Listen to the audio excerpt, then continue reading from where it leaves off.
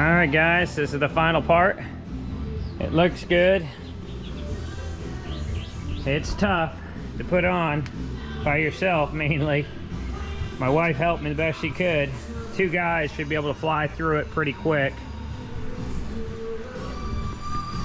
If you look under here, the cuts were pretty close. They're not perfect. You could get them tighter. To me, I don't care because, well, quite frankly, nobody sees it. So, but it looks good. I just started it up. The sensors work fine. I didn't have any hits.